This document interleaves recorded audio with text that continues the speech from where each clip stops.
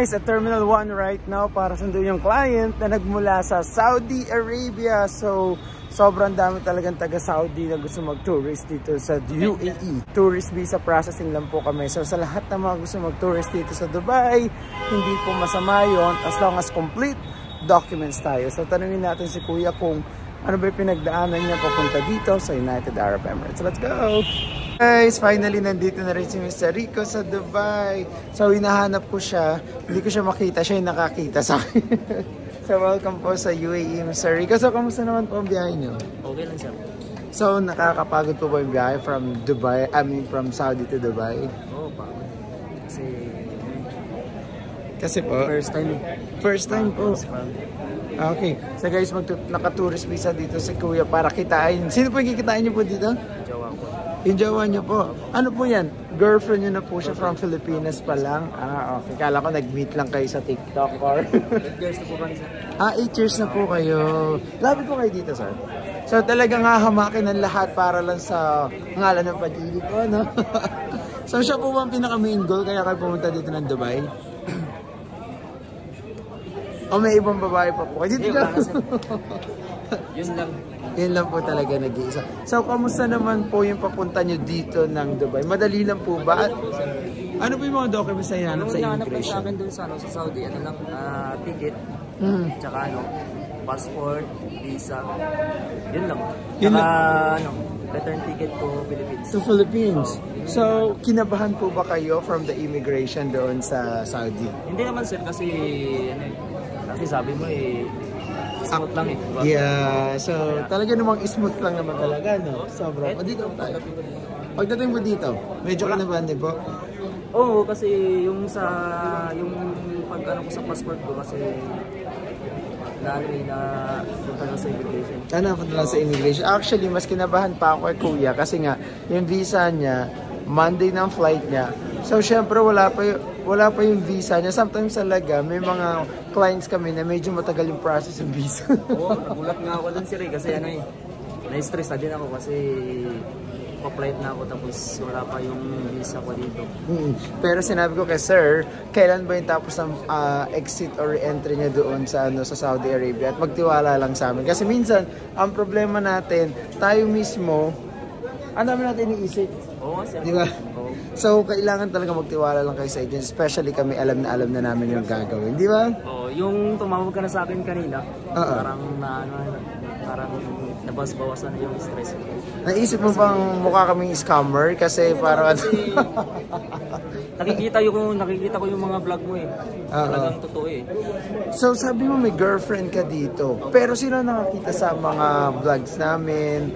Or paano mo kami nahanap? Kasi may dumaan sa sa Facebook ko tapos tinignan ko yung background mo. Na-check ko sa YouTube. Tinignan ko yung mga background. Yung videos po, no? Oo, halos lahat sa tinignan ko yung mga videos. Siyempre, bago tayo magpadala ng pera, bago tayo magtiwala, kailangan talaga check natin yan. Kasi madaming scammer, which is totoo din yun. Di ba po? Oo. Sinicheck ko talaga lalo na pag pera na yung usapan. Talagang yung kailangan i-double check. Double check talaga. Pero paano kayo nagpadala ng pera dito sa UAE? True to lang, sir. Kasi dun sa Saudi may STC Pay. Yun yung ginagamit ko na doon din yung pumapasok yung sahod ko kaya doon din siya nagpadala. Doon din ako nagpadala. STC through Western Union para napakadali. And then pag-process ng visa, ano po ang documents na kinailangan namin hingin sa inyo? Ano lang, sir, yung selfie picture at passport lang. Di ba? Selfie lang at passport lang, kami na bahala sa pag-process ng visa niya. So now, welcome to Dubai! By the way, marirecommend nyo po ba yung company namin sa pag-process? I-recommend ko talaga yung company ni sir kasi legit talaga, 101% legit. May 101 pa. May 1 pa, okay. So ngayon po, nasan po si girlfriend? Nasa sir, Starbucks. Nasa Starbucks? Kung ang Starbucks is nasa departure yun, nasa taas siya. So sige, tawagan muna natin yung girlfriend niya para magkita sila. Ilang years po ba kayo nag-LDR? Ano po sir, 4 years. 4 years? Pag-alis ko sa Dubai sa Pilipinas 2019. So ngayon pa lang po talaga kayo ulit magkikita. Oh my God, so sobrang miss na nila ang isa't isa. Yeah, puntahan na natin yung girlfriend niya doon sa Starbucks. Let's go! Guys, ayan, yung girlfriend niya pala is nandun sa Terminal 3. Nandito kami sa Terminal 1. So susunduin naman natin ngayon ang girlfriend ni Kuya Rico. So naligaw ng Terminal si girlfriend, pero okay lang yan. Let's go kaya.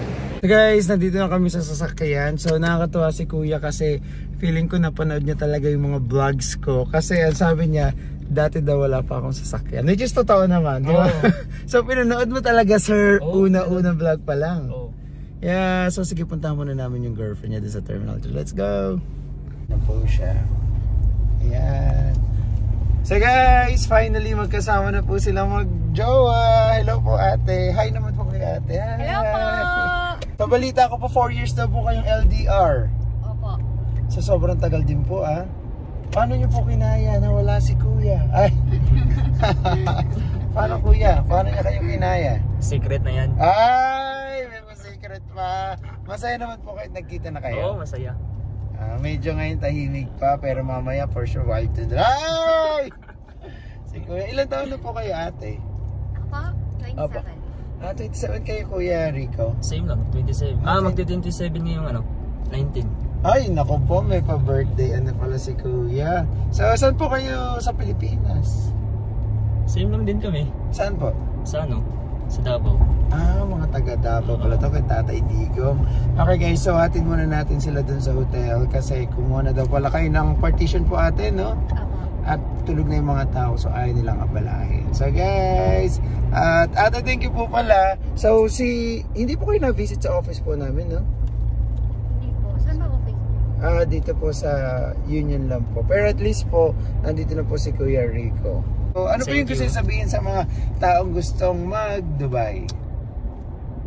Yeah, Habibi, come to Dubai. So, sinasabi niya ate Very kanina. smooth lang.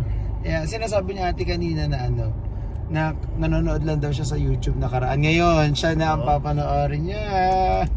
So, sige po, sabihin niyo mga gusto niyo sabihin para yung iba natatakot mag-Dubai. Huwag kayong matakot kasi pag matakot kayo parang Hindi, mababait naman sila. Mababait. Actually, munting na akong nagka-fine kanina. Oh, bakit? Bakit? Pero mabait yung mga polis dito. Ano nangyari ba? Ano pa nangyari? Ba't kayo Kasi matinag ka di ba may bagong law ngayon na 20 yung Ano po? 20 yung ng null card.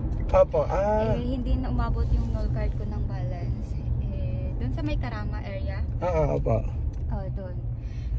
Inanon ako, pinababa ako ng police. So ibig sabihin nag-tap kayo sa null card pagkatapos nag-low balance so ibig sabihin hindi kayo nakapagbayad gano'n. Oh, wow, so pero mabait naman yung police. Sabi ko, galing ako ng Hata sir, hindi ko alam, tapos hindi ko alam, bago lang ako dito. Tapos yun, ginaguide niya ako ng pinasakay niya ako ng bus kung saan ako bababa. Parang ganun. Mabait naman sila dito guys, promise. Yeah. So kung gusto nyo, meron dun sa Coraldera na hotel. Ako na po book sa inyo, bayaran nyo lang po dun directly. Para kasi galing pa parang hata sa ate. Hanap po tayo mura, magpa-park muna tayo dun sandali at hanap tayo kasi eto biglaan to. Kung sana sinabi na ate, nag-book na tayo kanina. Pero ang ginawa namin si ate, sinundo namin sa Terminal 3. Hindi niya tinignan yung ticket ko na sinend sa kanya. Tinignan niya yung sa Saudi terminal. Yeah. So kuya, gaano mo kamahal si ate? Kung may sasabihin ka ngayon sa vlog natin, gaano mo siya kalabay? Sige ha, sa harap na camera. Sabihin mo kung gaano mo kamahal si ate. Baka niya po. Mahal na mahal. Ay. Hindi ba kung in 1 minute na sasabihin niyo na kung gaano siya kamahal? Kahit ano pasok sa isip. Sige nga po. Siyempre, mahal. Kunyari yung wala siya dyan, baka nandun siya sa camera. Siya yung camera kunyari, paano mo sasabihin mahal siya? Siyempre, sa tagal ba namin na Hindi, kunyari mo, siya yan. Eto, ano pangalan niyo po ate? Dayan, kunyari mo si Dayan tong camera at kaharap mo siya. Ano ang sasabihin mo dyan kay Dayan? Ayan, kunyari ate sa Dayan. Ayan, hi Dayan. Sige nga kuya. Nahiya ako. Naku, dahil tuloy mahal mo yung tao Paano? Nahiya ako. Sige, basta mahal na mahal mo siya. Ayan, tatagal ba kami kung di ko siya mahal? Kaya nga 4 years LDR, that's so long po Pero 4 years po kami nag-LDR.